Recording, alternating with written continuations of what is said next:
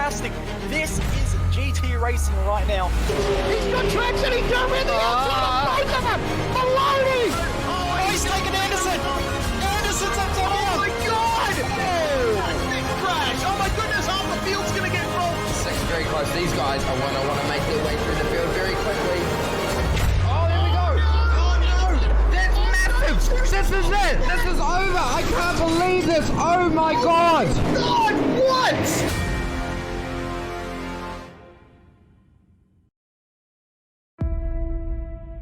Sometimes you just got to lick the stamp and send it. I don't know what happened on there. I just plucked her in first, gave some gen. Oh, fuck yeah. Sorry.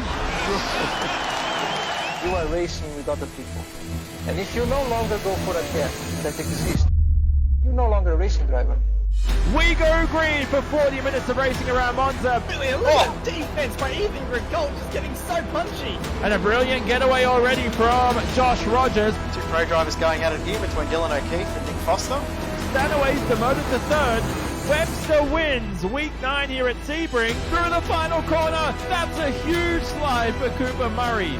Just trying to barge their way through, and that's whoa. That's a merry-go-round for Nick Burkett. Campbell, Paolo Gaon, and Ferraris behind. Glenn Wood actually was flipped into the barriers. One of the most exciting pirouettes I've seen in quite some time. That's Van Gisbergen, and his day is done. Tell you what, if Calvin wins this race, I wouldn't be surprised. He's all four wheels up the racetrack.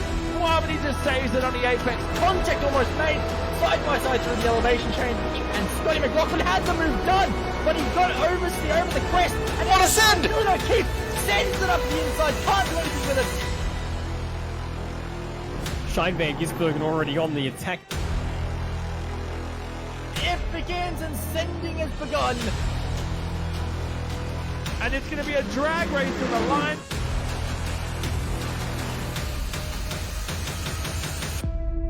Tuesday night is rapidly becoming a night to lick the stamp. Send it. Oh, I forgot I was helping commentate here. I was just sitting back in my jocks and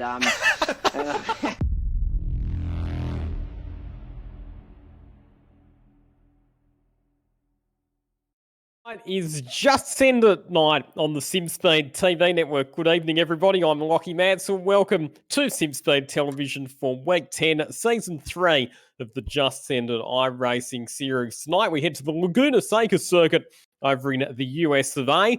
And the cars, well, they're iconic as well. It's the V8-powered Radical, the SR8 version. And as we've become accustomed to, a big field of them set to do battle with it over a 40-minute race here on the Laguna Seca circuit.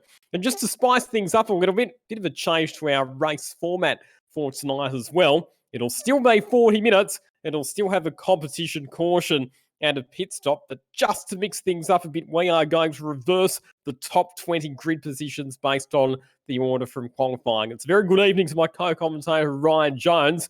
Ryan, the Just Send It races always feature action aplenty. Tonight, with the inversion, going to be even more action-packed than usual.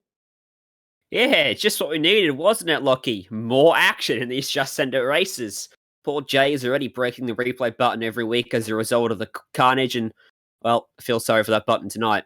And the drivers that qualified up on the front row of the grid, they had no idea about it, so they're going to be in for a rude shock when they grid up and they're lighting up off row number 10 and are buried in the middle of the pack. Might give an opportunity too for some of the guys that always languish in the middle of the field to get themselves up toward the front and potentially have a good race for the win. I do like the fact that they haven't told the drivers about it until after qualifying because it prevents people from sandbagging. So, as you say, the drivers had no idea that they were going to reverse the top 20 until the qualifying session had already been completed. Now, one of the things that we do have to talk about, Ryan, before we get into the racing was the Erebus Motorsport Junior Esports Academy competition, which concluded on Saturday. And a big congratulations to the overall winners in the 13 to the 15-year-old division, Luke Pink, and in the 16 to the 18-year-old division, Cooper Webster. A fantastic initiative from the Erebus Motorsport Supercars team to help young drivers make the transition from virtual to real-life motorsport. Yeah, it was a fantastic event, wasn't it? It's good to see those young blokes get a good shot to impress some pretty big people and for the Airbus Academy, which has helped many a driver in their career. I think Linton Deepest Squally came up through that, and he's done a fantastic job and continues to do so now in the main game. So one day, I'm sure we'll see one of those sim racers make that jump fully from sim racing to real life. But for now, they'll be switching their focus back to just sending it with no regard for personal safety down the corkscrew as they drop something ridiculous, like a few stories from the top to the bottom. When we came here, Lockie, in the Pro 2 Lite, they didn't take that corkscrew at all. They just drove straight through it, didn't they? But I think in these cars, they probably have to take to the pavement. They will, and in fact, in those radicals, you have to be very, very careful on the throttle heading down through the corkscrew because it is such a steeply banked corner. In fact, you would think that given the minimal ground clearance of these cars, they would be pretty close to bottoming out as they head down through the corkscrew. There on screen at the moment is Andre Heimgartner running the Castrol Edge livery on his Radical SR8. And so the Radical SR8, like I said, it's the V8 motor. Normally, the Radicals that we see, particularly the ones that race here in Australia in the Radical Australia Cup and in some of the state Supersports championships, are the SR3s, which only have a 4-cylinder engine. Now, I went for a ride around Sydney Motorsport Park in a Radical SR3 last year. That was fast and scary enough, so I can only imagine what the V8 version would be like. Yeah, and at what point in the lap were you not screaming, by the way? Oh, I didn't scream. I was just too busy holding on for dear life. Actually, for those of you who've been to Sydney Motorsport Park, you'll know that Turn 1 is an absolutely flat-out left-hander. Because of the amount of aero that the Radicals have got, they go through that corner absolutely flat out. They do not lift. And the speed that they carry on entry is a bit over 220 kilometres an hour. The speed that you carry through the mid-corner is about 215. So that just gives you an idea of the insane corner speeds that these Radicals are capable of, and it was certainly an adrenaline rush from within the passenger seat, that was for sure. Now, right off the top, we will say that qualifying has been run and won, and it was Oscar Piastri who ended up as the fastest driver in the qualifying session, grabbing his, well, we'll call it his second pole position of the Just Centered series, but of course, he doesn't get to start from pole because of the reverse grid format, but for all intents and purposes, I think from a statistical point of view, we will still count it as a pole position, given that he was the fastest qualifier in the session. There he is on screen at the moment. Oscar Piastri, the driver who has been described by many as Australia's next candidate to make it all the way to Formula One. Whoa, Joe Stewart coming out of the pits and absolutely centre punching another car at turn 2. Yeah, to the front of these cars, I was just going to mention that till we saw that actually. They act like a ramp. They're basically like that ramp car from Fast and Furious in one of the movies. I forget which one. Just launches the poor soul in front of you. It's halfway up towards the atmosphere, and of course, that was Fonty that got just completely annihilated down at turn 1. I reckon that for that we should make sure that Job Stewart gets no more TV coverage for the rest of the night, because that's him banned from SimSpeed events. Don't you reckon? If you take out one of the TV producers, that should be your penance, is that you get no further coverage for the rest of the evening. Well, the bad news is Stewart's normally in the top 5, so it's kind of hard to do that. But yeah, should be some reprimand for taking out Mr. SimSpeed himself.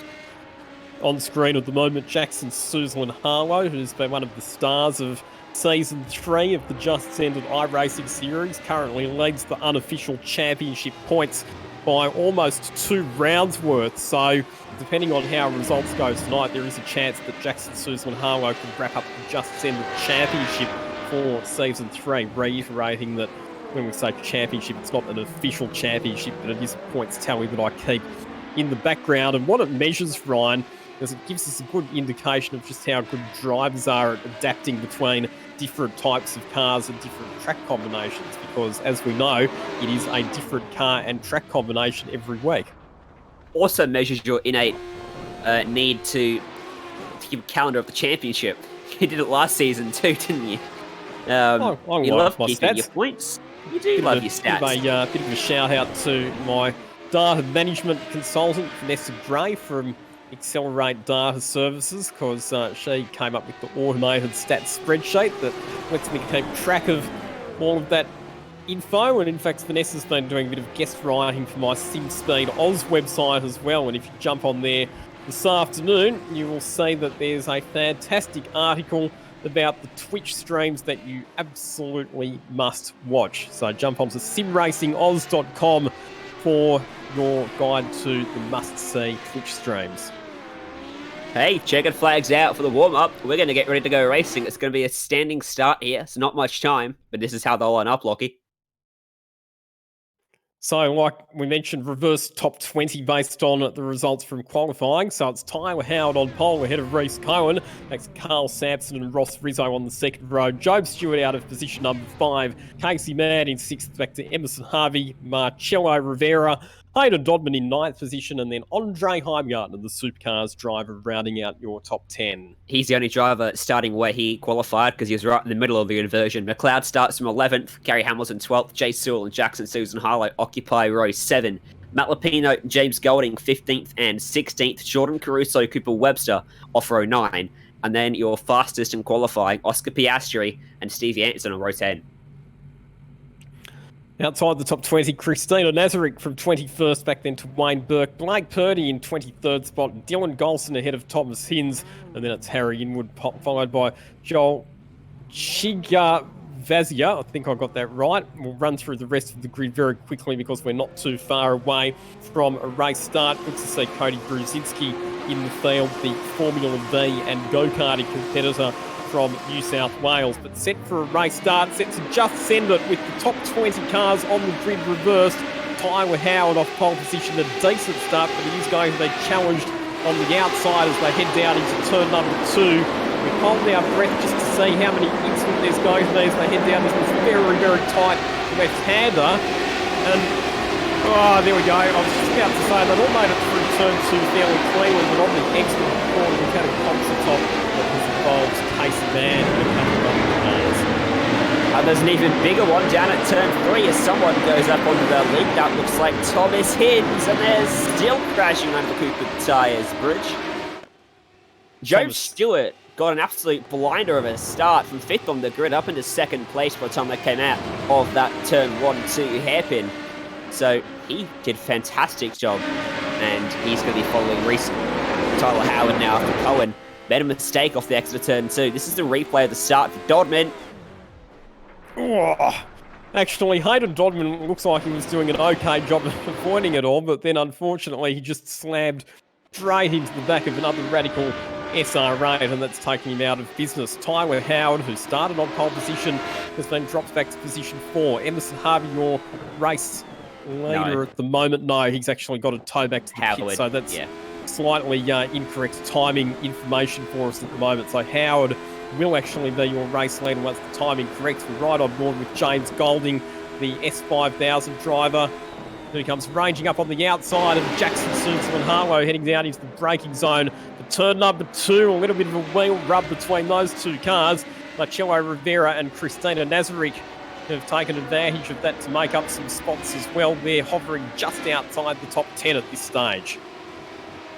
Oscar Piastri's had a really good start as well. Remember, he was... wow. Oh, look at this. Pit lane is an absolute traffic jam at the moment.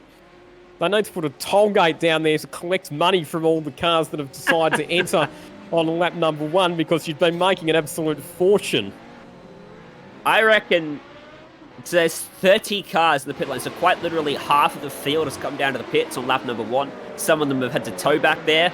Some of them have linked back there with a bit of damage, and the rest of them have decided they want no part in the chaos up at the front, and they are pitting to get it out of the way before the random competition portion comes out at some point in this race, like it always does, which always throws a big spanner in the works. Well, the thing is there that if there's an early safety car, Ryan, then all of those cars that have already stopped get a massive free kick, so it's not totally a stupid idea to pit on lap number 1. The only problem, of course, is that it potentially might leave you a bit shy of rubber compared to the cars that pit later. But again, if we get an early safety car, then it probably isn't such a bad move. There's Andre Heimgartner. Oh, I was just about to say he's made up a position, but he hasn't, because having overtaken that car, he's then skated sideways out into the gravel. Yeah, he was actually a lap down, having just come out of pit lane with Casey Mann, and then, yeah, instead saw make that mistake as here comes Reese Cohen and Jordan Caruso. Caruso trying to find his way by him as they run up towards the top of the corkscrew now. Not a place you want to make an overtake, but it will allow Caruso to close up in the back of that slipstream. Very hard to pick your line down here because it's very much a blind drop. He gets to run out of the corner, pulls to the inside. Cohen sidesteps and lets him go. So Caruso up into P2 now. Jordan Caruso, of course, part of the Brenton O'Brien-owned Evolution Racing team, and he's a driver who's been coming on in leaps and bounds lately. We've got some more action from Glenn Seho Riddell coming out of the corkscrew, which officially is described as turns 8 and 8A. You then come down into turn 9, which is the sweeping left-hander as you exit the corkscrew, and Glenn Riddell there has actually received some assistance. That's what's caused him to go off the track there. Won't be the first, won't be the last time we see an incident up at the corkscrew today. Probably the biggest danger zone of the circuit, right ahead of turn 1's braking zone. Oh, that's the replay. Cody Brzezinski completely bulldozed into the back of him there. Missed his brake marker by a fair bit. So the highest place of the cars that's done a pit stop at this stage is Cooper Webster, and he's in position 22 at the moment. So he was one of the drivers who stopped on lap number 1. Fastest lap of the race has been recorded by Oscar Piastri, who, having started this race down in 20th place because he was the fastest qualifier, has had an absolutely storming start and is already up into 3rd position. He is flying, and so too is Jackson Suzwan-Harlow, who's just made a move on Jay Cool, and we've got more chaos. Is that down at turn 2, I think? No. Straight-ish. Turn 7. Just after the little kink, which is flat in some cars, not quite flat in these cars, I don't think. Maybe. Caleb Hides, he was caught up in it. We'll get a look at the replay from his perspective as he runs through behind a pack of 3. Was there an incident in front? I dare say there might have been. There's the smoke and nowhere to go. He sent someone for a bit of a tumble, and big damage to the front and rear of that car. That was Everson Harvey that went up and over. So it's actually the corner that's officially described as turn number 6, and you are very committed through there. It's quite a fast corner. It heads uphill, so you carry a fair bit of speed on the entry. So if there's an incident that happens on the exit, it's not going to be a lot that you're going to be able to do about it, because the car's going to be right on the limit of adhesion through there. At least he landed that. Pretty decent. So you say it's officially called turn 6. Does that mean I can unofficially call it turn 7? No, because the corner that's officially turn 7 is the right-hand kink just before the corkscrew. Yes, they're not actually a corner. I love Americans and their cornering. They've got 4 corners on an oval, which is just 2 turns to the left, and they've got about 5 corners more than they need to on most of the tracks that have right turns, because they label straights as corners as well. Not to mention that the corkscrew, rather than just calling it turns 8 and 9, they've called it turn 8 and 8A. Whereas most other circuits that you go to, it would just be described as turns 8 and 9. Now, that car that was described on screen as Glenn Sarah is actually Jordan Cox, driver who became an overnight internet celebrity with his antics at the Bathurst 12 Hour in a little Honda Civic improved production car a few years back, when he was making overtaking manoeuvres in impossible parts of the racetrack up the top of the mountain. Legend.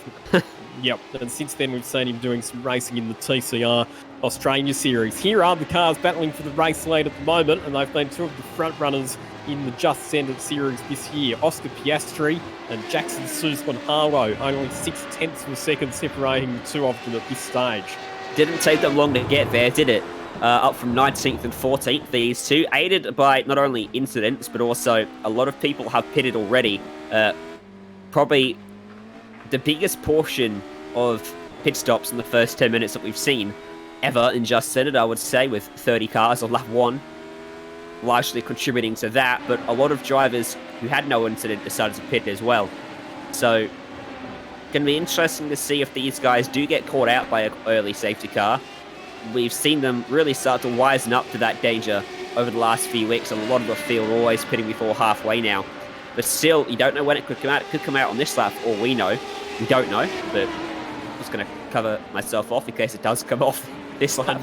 Speaking of the drivers that have done pit stops, James Golding and Christina Nazarick have both made it back out onto the racetrack ahead of Cooper Webster. So in positions 15 and 16, James Golding and Christina Nazarick will be the effective race leaders if there was to be a safety car sometime in the very near future.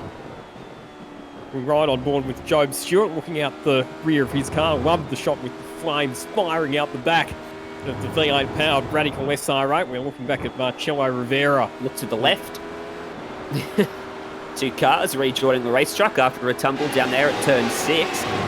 That was Mario Vartanian, one of those drivers. So obviously they were a lap down, weren't they? Yeah, it's a deceptively tricky corner, isn't it? It is a very tricky corner because, like I said, it's uphill and you do carry a fair bit of speed through the corner, but if you get it wrong, the gravel's not too far away on the outside, so it's a very difficult corner to get right. As we see some more cars diving off into the pits to take their stops. That's Stewart. And Oscar Piastri has come in as well, so in fact, so too has Jackson Suzel and Harlow, so both of our race leaders have come in, Jay Cool and Job Stewart both in at the stage as well. At least Marcelo Rivera up at the front. Not a name we've seen at the front of Just Senate before, but good to see a new face up there. See if he can stay there by the time the checkered flag flies. Jordan Caruso in second. Tyler Howard still third after starting on the pole. Ross Rizzo and Joel Chigavazira running out your top 5.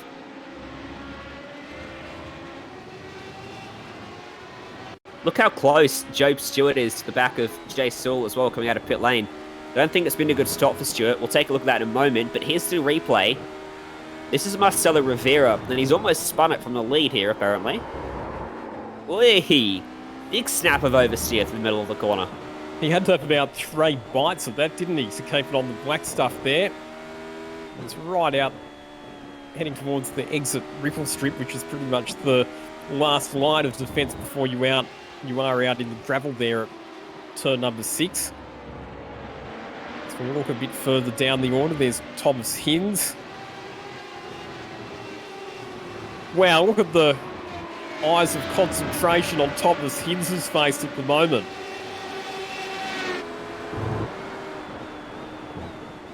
He's got a trademark look, that's for sure.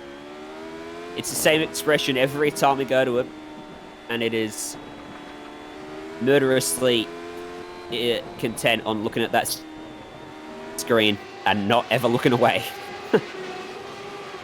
So the other interesting thing here is just having a look at the pit stop. So Oscar Piastri's made it back out onto the racetrack in position 5.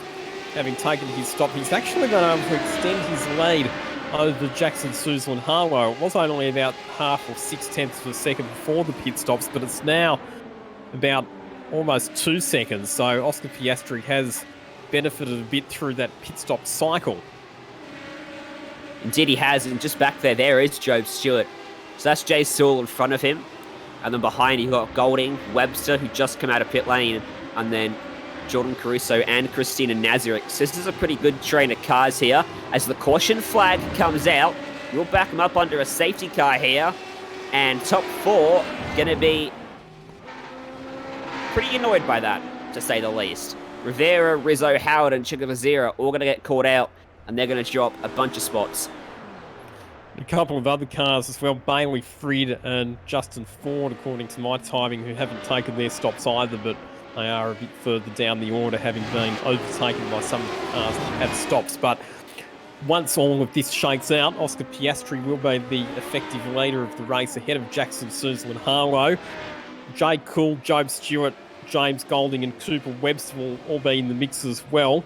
As well Christina Nazarick, Thomas Hinds, Kobe Williams, just having a look a bit further back to other drivers who have stopped. So, yeah, the fuel and compression will certainly mix things up a bit, but it's very much an advantage to Piastri and Suzel and Harlow, who, of course, are teammates. They're both part of the Altus Esports team. Powerhouse team, that is, isn't it? Really is. It's funny, isn't it? The evolution, pun unintended, of racing teams in Australian sim racing, because it was the Evolution racing team which was described as the powerhouse for quite some time. But in recent times, we've seen some of the top-level drivers gravitating towards the Altus Esports team, haven't we? We saw that James Scott defected, left the Evolution racing team while leading the V8 Scops Championship, no less, to switch over to the Altus Esports operation. We know that there's some other very talented drivers with the Altus Esports team, like Dane Warren, who's currently leading the Porsche Tag Heuer Esports Super Cup. A few internationals as well, who compete over on the international stage for Altus Esports. The director just told me what one of the names was, but honestly, I'm not gonna try pronouncing it. If you want to have a crack, Lockie. No, I'll be right. Also, Bo Albert, but I'm not quite sure if you put him in the same powerhouse list as the rest of the drivers in Altus. What do you think? What I do think is that we know that. So actually, this is interesting. So Marcello Rivera has stayed on the circuit, so he's not come into the pits under this competition caution, which is interesting, unless he's going to try and save fuel and make it to the end, which the past experience in Just Senators anything to go by, that's generally not a winning strategy to try and do that. So no. He'll be running the gauntlet if that's what he decides to do. But just while we're under this last lap under the safety car, I was just going to make the observation that we've got the Supercars E-Series. A lot of the people who've been working away behind the scenes probably haven't been given the credit that they deserve, because I know that there's been people like Simon Feigl from Altus Esports, like Brenton O'Brien from Evolution Racing, and also Jared Phil-Sell and a few other names who've been very actively assisting some of the Supercars drivers in the E-Series behind the scenes with sim setup and driver coaching and other things to try and help our real-life supercar stars be as fast and as competitive as they can be. Yeah, it's been good to see the community involvement in that series, including certain screenshots being taken and all those sorts of things. And to finish off that point on some of the international drivers, Simone Marcello Rivera is one of those names for Altus Esports. So our current race leader, then? No. Oh, different. No, there's a Simone at the start of the name. Simone Marcello Rivera, who's different to the Marcello Rivera that's on screen at the moment. Okay. Nope, Jay spelt it wrong. That's why. I was reading what Jay sent me. It's actually Simone Maria Marchino. Ah, okay. Now I understand. Too many Italian names that we're getting mixed up with. That's the problem. Here we go, though. Restart here at Laguna Seca. About the famous Italian drivers: Giancarlo Fisichella, Jarno Trulli, Emanuele Pirro.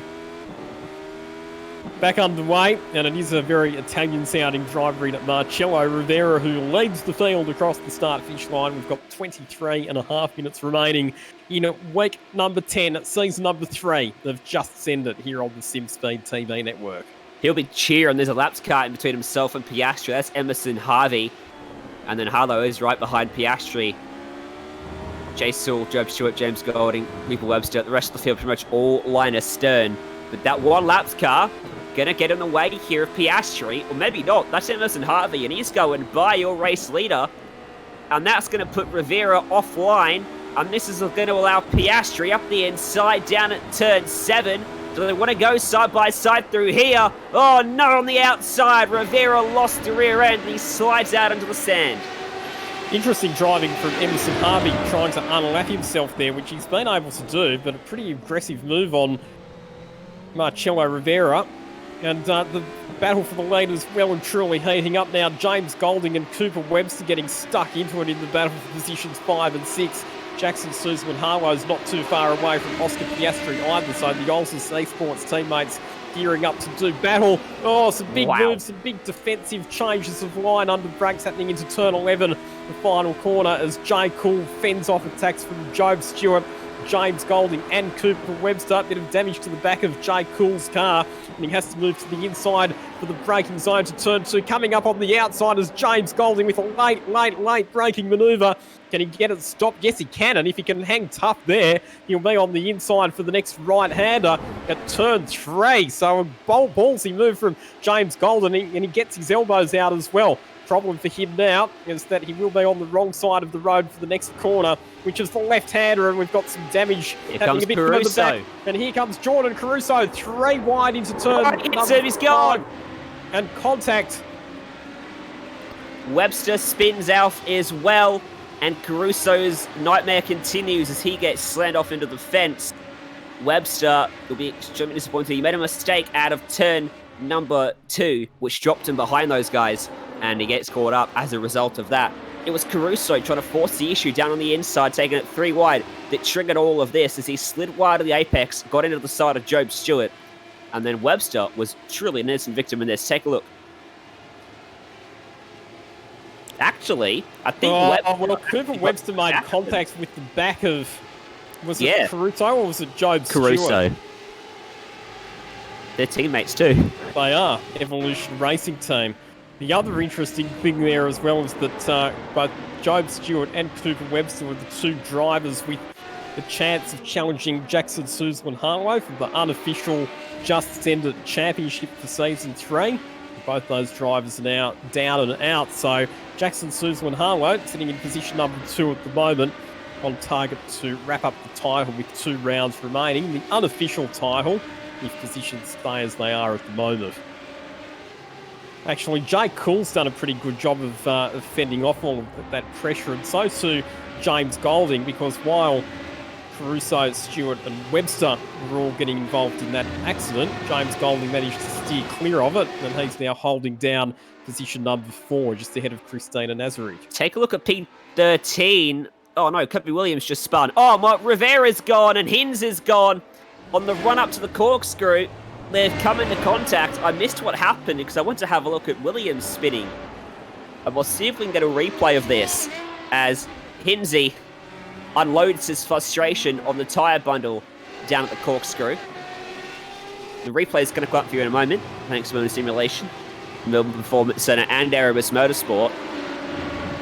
What happened? That's Williams on the left, and so there was a car that was slow on the left, and Williams. I think that Thomas Hinz might have just breathed out of the throttle once he saw that car of Williams stops there on the left-hand side of the circuit, and Marcelo Rivera wouldn't have been expecting him to check up in that particular part of the track. So, unfortunately, Rivera made contact with the back of Hinz, and that was what sent both the cars off the track. And as we saw from Thomas Hinz, he was having pretty much a total sense of humour failure in the cockpit. I think Job Stewart's made a mistake on this lap. No, he definitely has. He's dropped a spot and a lot of time to James Kutcher, somewhere between the start-finish line and turn 7. He was actually under pressure from Ryan Shooter down at turn 6 as well, so he might have actually got to slow down or run completely off the racetrack to lose that much time. He also might just be nursing a bit of a wounded car at the moment. Remember, he was off the road and he was involved in that contact as well with Cooper Webster and Jordan Caruso. So if he's nursing a bit of damage, that's the other thing that could be affecting Job Stewart's speed at the moment. Best lap of the race so far, 1 minute 17.4, which has been set by our race leader, Oscar Piastri. Still pretty close though, it's still only about a second separating Piastri and Suzlin Harlow, so Oscar Piastri wouldn't want to make any mistakes for the remainder of this race. Well, that's just taking it to another level, Cameron. There's leaning into a corner like most of us do, and then there's that.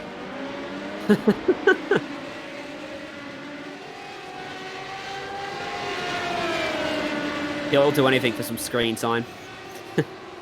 It's funny, isn't it, how that works? Even though you're obviously not experiencing the physical G-forces like you would in a real race car, leaning into it, it just sort of makes it a bit more realistic, doesn't it? But that's probably taking things to the extreme. Hopefully it finds him some extra pace, because I think he needs it at the moment. This is a pretty good battle between 13th on down, Kona Tar, just in behind Bailey Frid. Down to the corkscrew they go. Paul Rogers and... can't quite see that, is it 16th, just in behind them as well. That's Goulson back there in 16th. There he is. He's up the inside, it looked like. Oh. So, yes, he did. He made that move stick. Dylan Golson, interestingly enough. So we've had some contact at the last corner, and Bailey Frid's the one who gets dispatched. Dylan Golson actually studied communications at Bathurst at Charles Sturt University and then spent a few years working for Aaron Noonan's V8 Sleuth organisation, doing all of the history for the old V8 supercar chassis. So good to see Dylan Golson involved in some sim racing. We've seen that he's won races at Bathurst in the Toyota 86 series as well. Heard from some pretty good people that Bathurst is the place to go as well for those sorts of things. So good to see someone that's come out of there. And our producer Jay's just telling us that he raced in what was it, the very, very first TV broadcast? Very first SimSpeed TV broadcast. So there we go. Great to have a drive with a bit of sim racing history. Dylan Golson as part of the field tonight. Just made a move, a daring move on Lapino down at turn 7. Won't be quite as daring on Paul Rogers at turn... Oh, no, no, no! What on earth happened at the corkscrew? What on earth happened was that Gary Hamilton was facing the wrong way, and when Dylan Golson arrived there, he had nowhere to go. So we kind of suspected, didn't we, Ryan, that the corkscrew was going to be the action zone tonight. So Gary Hamilton was the innocent victim there because there was another car that was having its own incident on the inside and clipped Gary Hamilton as it spun, and that was Luke King, another Toyota 86 racing competitor. I like the spin in unison that those two guys behind had, just there.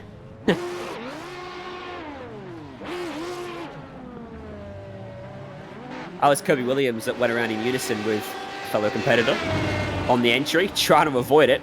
He comes over the crest. A cockpit cam would have been good because he would have come over that crest and just seen chaos unfolding in front of him. Lapino got cleaned up blood as well. So that's unfortunate. I've just got a Facebook message through from Ben Barguana, and I was trying to work out how he was able to message and drive at the same time, but then I discovered that he's down in the pits and out of the race, so he's got plenty of time to be sending messages while he's spending time down in the pits. Have you got a quota to meet? Every broadcast you have to mention that you got that number. No, I reckon you're up to 4 in a row now. Every broadcast. Stephen, keep going next week, eh? That was Jason. In this instance, I was talking about Ben, and he didn't message me by text. He messaged me via Facebook. Okay, okay. So this is a good battle at the moment. So Job Stewart's actually worked his way back up to 6th position, but he's got James Katia just behind him. So those two have swapped positions once again. Ross Rizzo is 8th, Mia Otters 9th, Ryan Shooter rounds out the top 10 at this stage. Oh! Well, there's an interesting one. Caution is out for the second time this evening. Well, that is interesting because normally we only have one, but yep, we've decided that we're going to have the second safety car tonight, so this will compress the field once again. Probably help some of those cars that had incidents earlier on to be able to get back into the race, but what it is going to do is close up the margin between Oscar Piastri and Jackson Suzlin-Harlow, now two race leaders.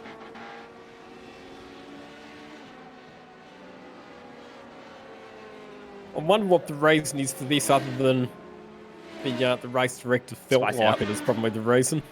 Simon fell asleep and hit his forehead on the button.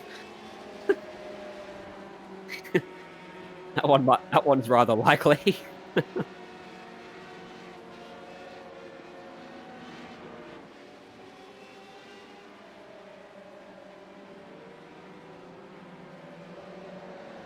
That's going to give us a few minutes on the court. We'll go racing with under 10 minutes left to go.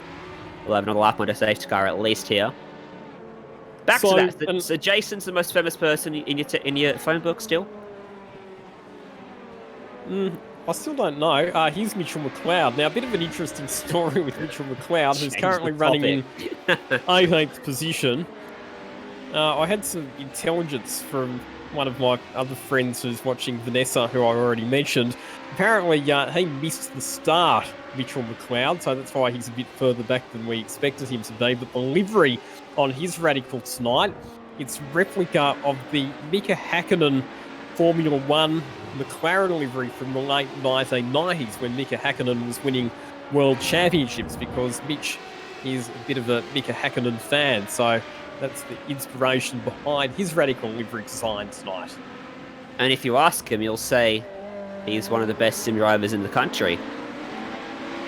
In the world, sorry. I'm quoting the interview he had a few years back where he said those exact words. So. Well, he's got a good Twitch following, and that's partly thanks to the fact that Lando Norris rated him. Terminology? Rated him, yeah, that's the word I was looking for. With you know what? He Twitch was followers. probably late. He was probably reading the article you did on him. Or mentioned him in this morning. Well, I know that he has read the article because he messaged me earlier on, but yes. He was mentioned as one of the Twitch streamers who you should be watching. So, Mitchell McLeod certainly knows did Jay how make the to list? entertain his audience. No, Jay did not make the list.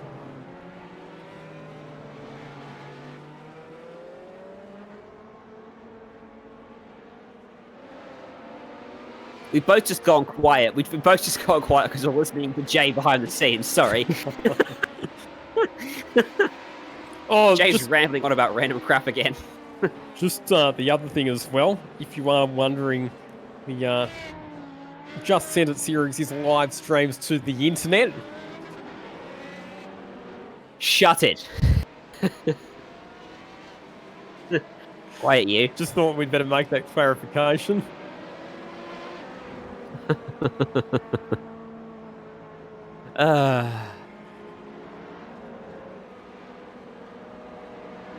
You know what else streamed to the internet? Racing Local on Friday night with Greg Rust in the commentary booth alongside me, and Steve Daniel as well.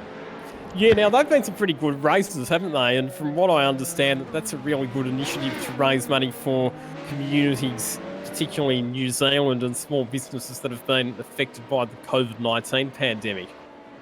So yeah, we've raised $28,000 over 3 weeks, which is pretty phenomenal, actually. Yeah, that's really, really good. So congratulations to all of the people who've got behind that series. I know that Brendan Hartley has been very heavily involved in it, the former Le Mans 24-hour winner and former Formula One driver for the Toro Rosso team. And I know that the likes of Van Gisbergen and Scott McLaughlin and various other Kiwi racers like Mitch Evans and his brother Simon Evans and Earl Bamber have been heavily involved as well. But the safety cars back in pit lane, back underway for Season 3, Week 10 of Just Send It in Radicals at Laguna Seca. A nice restart from Oscar Piastri. He's pulled the margin already over Jackson Sousa and Harlow. Behind Harlow, there's all sorts of pressure being applied to the back of Jay Sewell. James Golding all over the back of him at the moment. Bit of a margin for them to 5th place, Christina Nazarick, Job Stewart, Kutcher, Rizzo, Ott, near Ott inside the top 10 again, and Ryan Cheetah. Top 10 pretty spread out then after this restart, actually, with the exception of these two. James Golding looking very racy here on the back of Jay Cool as they head up through turn number 6. Right out over the exit curb, and Golding's got to run, but he's not going to be quite close enough to make the move into the corkscrew. Looks on the outside, but not able to get in the right position to make the move there. He needs to get a good run through these next couple of corners, and perhaps he'll get close enough to set up for a move under brakes into turn 11, which is the final corner, the tight left-hander that leads you back onto the main straight. And here he goes, big move under brakes. Can he get it stopped? Yes, but he'll run wide on the exit, and Jay Cool will do the over and under, get the better drive out of the corner, and recapture 3rd position. That was almost the best send of the week. If he'd have pulled it up, that was a very opportunistic move. But kudos for trying. It has brought Christina Nazarek up to the back of them now, and Job Stewart just lurking as well. So while they do battle, they hold each other up. Golding ranging right up to the back of Sul through the corner there, carrying a lot more mid-corner speed than the final man on the podium at the moment, as Mia Rott, after mentioning she's up inside the top 10, has promptly decided she does not want to be inside the top 10 and has spun coming out of turn number 2. It's a bit of a shame for me. She was having a pretty good race up to that point. Mia Rott still holds the record for being the only female driver to win a Just Send It race, which she achieved back in Season 2 in the first week of that series. But here we are looking at James Golding continuing to apply the pressure to James Cool as they head down through the corkscrew once again. James Golding's been a big improver in sim racing over the last few weeks. We've seen that he's come on in leaps and bounds in the ARG Esports Cup and starting to get some good results in Just Send It as well. Not quite close enough to go for the big dive under brakes into turn 11 this time around, but he'll look to get a good exit out of the corner and maybe tuck into the slipstream, but I don't think he's quite close enough on this occasion.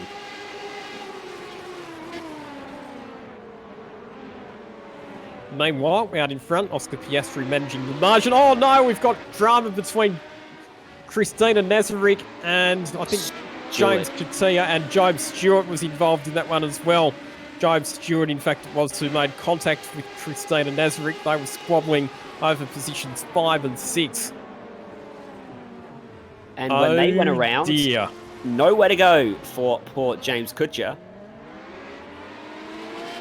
Just kind of got into the back of Christina. They did Stewart misjudged it. Got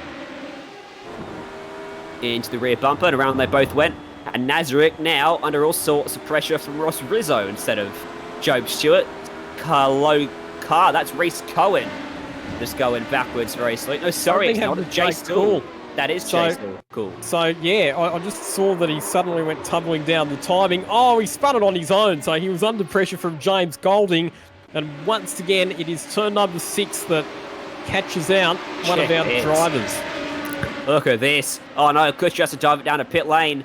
And that opens up Stewart for a big lunge on Dylan Golson. Got it pulled up. Good stuff. That might be send of the night. And that gives him a big run as well. Right behind Ross Rizzo. Look for the move at the inside at turn 2. Rizzo tries to cover him off, so Stewart goes for the long route round. They make a bit of contact 2 times through the corner, and Stewart gets edged out. And will have to stay in 7th place for now. Job Stewart's driving angry at the moment, isn't he? Bit frustrated after being involved in that tangle with Christina Nazarek, and he's taking plenty of risks and showing a bit of aggression as he gets his elbows out. Not afraid to make contact with other drivers as he looks to barge his way through and make up a few spots. Job Stewart did pretty well in the Erebus Academy comp as well, didn't he? He did, yep. Went very well. In fact, particularly in the race sessions that we had on Saturday. This is a good, healthy battle at the moment. Ryan Shooter, who's now up into position 4, under pressure from recovering Christina Nazarek, Ross Rizzo, and then Job Stewart, and also Dylan Golson, who's tucked onto the back of this battle as well. It's 2 pretty bright liveries leading this train, isn't it? Ross Rizzo's and Christina Nazarek, both running unmissable liveries out there at the moment. 3 laps to go in this one. It's comfortable for Piastri out front. Less so for Nazarek in 5th. She's under big pressure. Here goes Ross Rizzo. Nice move down the inside at turn 2, and Job Stewart will follow him through. Job Stewart almost making the double manoeuvre there. He'll pull up alongside Ross Rizzo for the run into the right hander. Turn 3 looks to switch back, but makes contact with the rear of Rizzo's car, and it's Rizzo who gets turned around. So another spot gain there for Job Stewart, but I don't think Ross Rizzo will be particularly thrilled with that one. Well, I said not to get at turn 2 because I thought that was going to happen there, but instead it happened at turn 3. Into the back, and for the second time today, Stewart's turned someone around off his front bumper, unfortunately. Just as well for Job Stewart that we don't really have penalties or strict driving standards in the Just Send It series, because pretty much any other iRacing category that would be a slam dunk trip to the steward's office. Or the hauler, if it was NASCAR. The hauler sounds better. The hauler. The NASCAR hauler. Come to the hauler. Some of the punch up. I agree with you on that. The hauler. It sounds like somewhere where you do not want to go. Yeah. It just sounds scary, doesn't it? Just the thought of being taken to the hauler is enough to discourage people from bad driving standards. I suppose they could have the same sorts of penalties they have in the 24 hours of Le Mans races, where if you get caught doing the wrong thing, you have to walk up pit lane with a megaphone apologising to everybody else, or you have to get out of your car and sit in pit lane and solve a Rubik's Cube or a jigsaw puzzle, and you're not allowed back onto the track until it's done. That'd be another way of tidying up driving standards.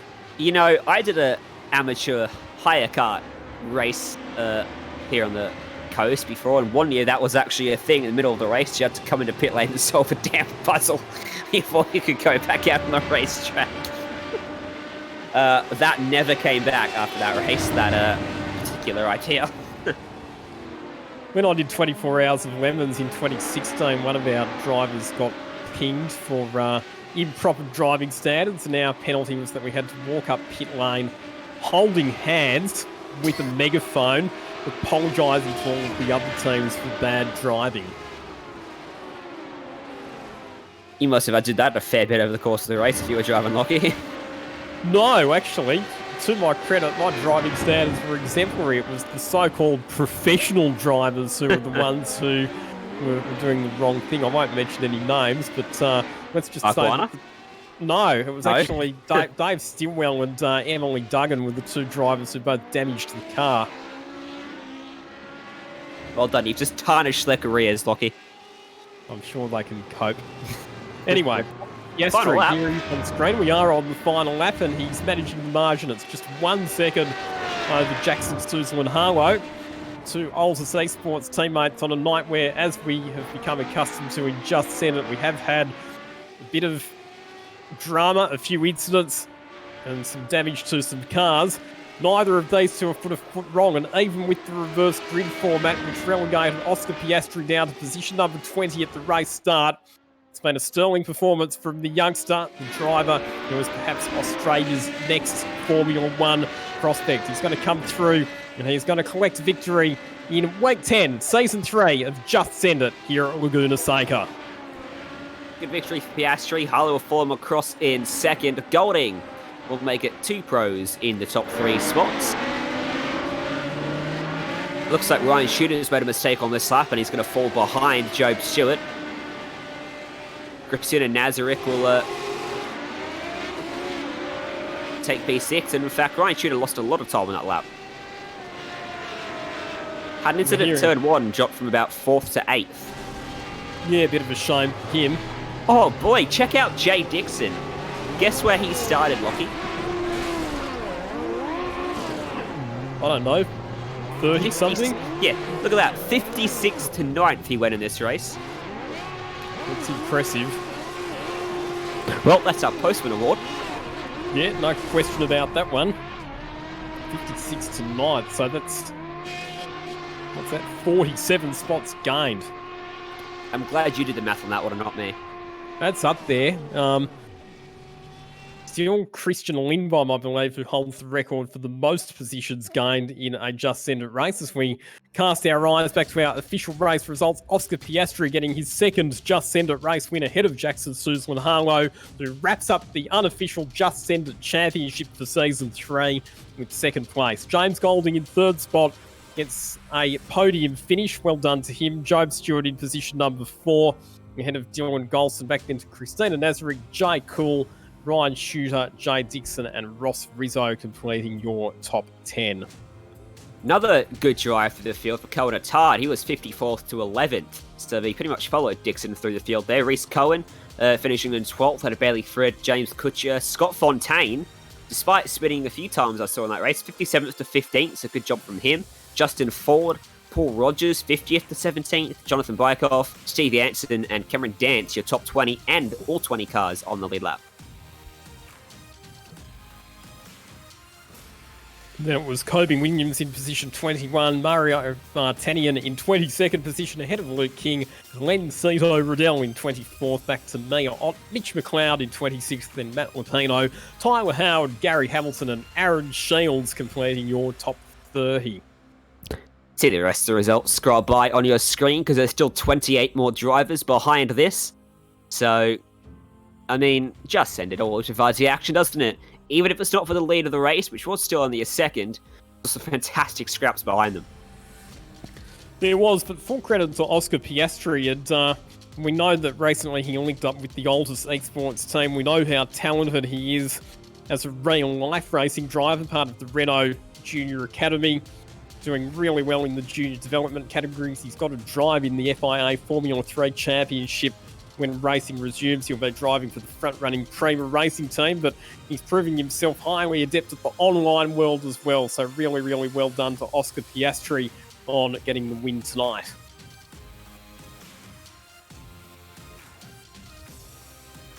So that concludes Week 10, Season 3 of Just Send It here at the Laguna Seca circuit. We'll be back for more Just Send It next Tuesday night. On behalf of Ryan Jones and the entire team here at the SimSpeed TV network, this is Lockie Mansell signing off. See you next time. Bye for now. Sometimes you just got to lick the stamp and send it. I don't know what happened on there. I just plucked her in first, gave some gen. Oh, fuck yeah. Oh, sorry. You are racing with other people. And if you no longer go for a test that exists, you're no longer a racing driver. We go green for 40 minutes of racing around Monza. Brilliant, look at defense by Ethan Grigol, just getting so punchy. And a brilliant getaway already from Josh Rogers. Two pro drivers going at it here between Dylan O'Keefe and Nick Foster. Stanaway's demoted to third. Webster wins week 9 here at Sebring through the final corner. That's a huge slide for Cooper Murray. Just trying to barge their way through, and that's whoa, that's a merry-go-round for Nick Burkett. Campbell, Paolo Gaon, and Ferraris behind. Glenn Wood actually was flipped into the barriers. One of the most exciting pirouettes I've seen in quite some time. That's Van Gisbergen, and his day is done. Tell you what, if Calvin wins this race, I wouldn't be surprised. He's all four wheels up the racetrack. Wow, but he just saves it on the apex. Contact almost made, side by side through the elevation change, and Scotty McLaughlin had the move done, but he got over the crest. And What a send! Dylan O'Keefe sends it up the inside, can't do anything with it. Shane Van Gisbergen already on the attack. It begins and sending has begun. And it's going to be a drag race to the line.